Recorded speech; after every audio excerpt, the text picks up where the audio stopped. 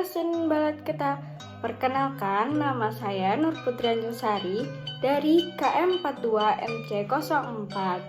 Nah, sebelum saya presentasi, saya ingin mengucapkan terima kasih kepada tim teaching yang terhormat, para dosen yang terhormat, dan teman-teman marketing komunikasi 2020, serta keluarga besar dari Mahkota Bumi.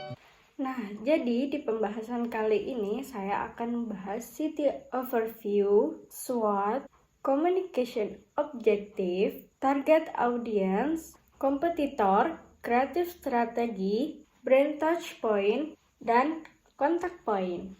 Nah, yang pertama saya akan menjelaskan tentang hasil analisis SWOT dari Kampung Adat Kuta. Yang pertama ada strength. Jadi, strength yang dimiliki oleh Kampung Adat Kuta ini peraih penghargaan Kalpataru 2002 sebagai penyelamat lingkungan. Yang kedua, terdapat hutan keramat yang dinamakan Leuweung Gede seluas 30 hektar. Yang ketiga, salah satu kampung adat yang aktif dan berpotensi di Jawa Barat dengan populasi kurang lebih 259 penduduk. Yang keempat, hutannya yang masih sangat asri karena di sana tidak boleh ditebang dengan sembarangan. Yang kelima, olahan dari Kampung Adat Kuta itu ada aren dan kopi. Selanjutnya ada weakness. Yang pertama, akses menuju Kampung Kuta itu sangat jauh dan medannya sulit untuk diakses. Yang kedua, akses buminya masih belum dapat terolah dengan baik dan masih menggunakan home industry. Selanjutnya ada opportunity. Yang pertama, pemerintah mendukung program One Village, One Product dan One Village, One Company. Kampung Adat Kuta sudah melakukan kerjasama dengan universitas yang ada di Ciamis untuk lebih menyebarluaskan dalam mediasinya. Selanjutnya ada treat. Yang pertama, kampung adat lain yang berada di Jawa Barat dan memiliki potensi sumber daya alam yang sama seperti Kampung Naga, Kampung Pulau, Kampung Adat Cipta Gelar, Kampung Adat Cikondang, Kampung Adat Sindang Barang, Kampung Adat Cilende, dan Kampung Adat Bancai.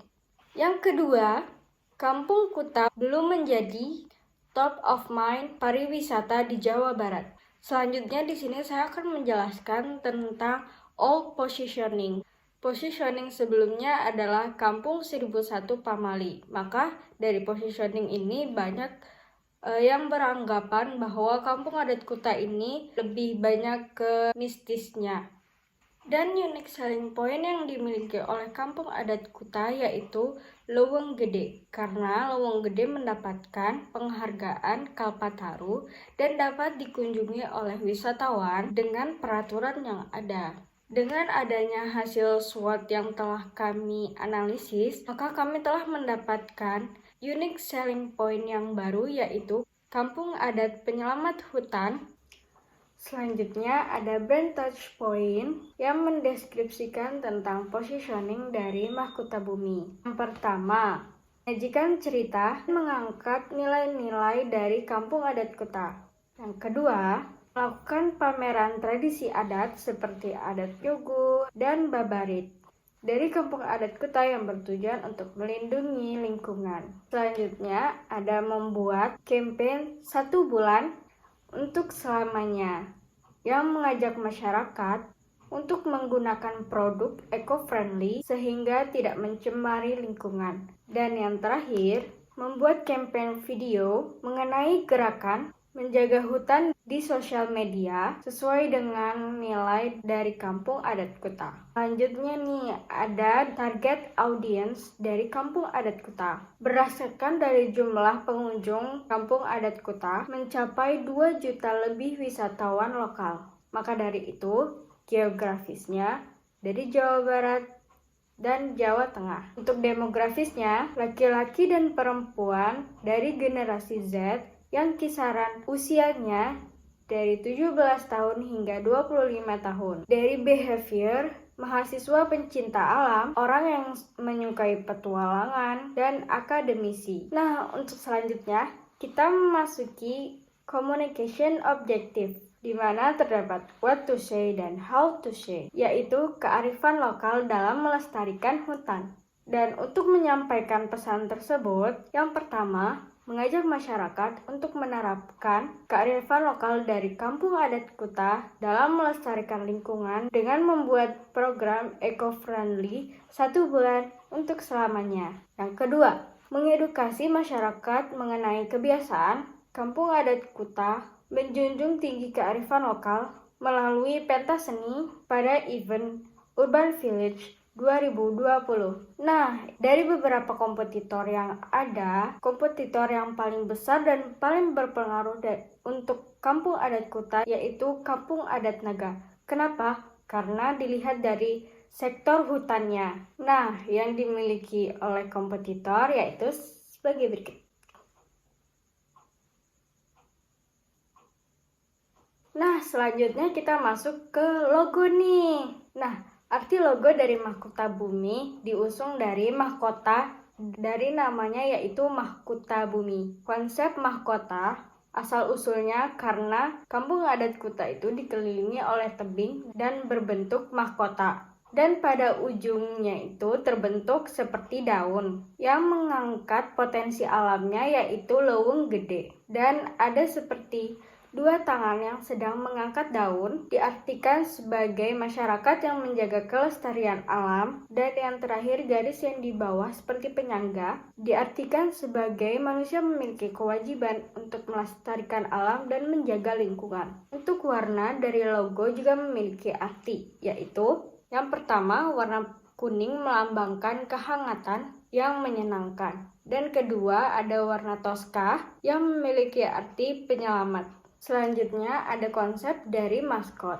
Maskot dari Mahkota Bumi berbentuk seperti globe atau bentuk bumi karena dari nilai yang kami ambil adalah penyelamat bumi. Nah, di dalam globe tersebut terdapat peta dari Jawa Barat dengan dominan bagian Ciamis karena kampung adat Kuta terletak di Ciamis. Selanjutnya ada mahkota. Mahkota di sini kami gunakan dari logo yang dimiliki oleh Mahkota Bumi yang mengartikan asal-usul geografi dari kampung adat Kuta. Maskot kami dominan oleh warna navy dan terdapat warna toska dalam peta Kuta itu mengartikan, menyembuhkan dan mengendalikan emosi. Dan terdapat tulisan aksara yang berarti kita Kuta. Nah, selanjutnya saya akan membahas tentang kreatif strategi yang meliputi storyboard dari city overview dan jingle dan brand activation. Nah, yang pertama di sini ada storyboard tentang city overview. Di scene pertama kita menampilkan logo sebagai opening. Selanjutnya ada keindahan dari leuweung gede. Selanjutnya menampilkan aktivitas saat mengambil aren. Scene selanjutnya menampilkan tentang aktivitas pengolahan aren. Dan selanjutnya menampilkan kebun kopi. Selanjutnya menampilkan aktivitas warga. Selanjutnya ada rumah panggung. Dan selanjutnya ada balai desa. Selanjutnya ada penghargaan dari Kalpataru. Dan terakhir muncul logo Mahkota Bumi sebagai penutup. Nah, di sini ada storyboard dari jingle.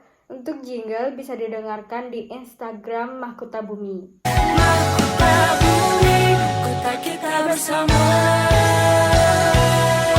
Nah, yang terakhir ada storyboard dari brand activation.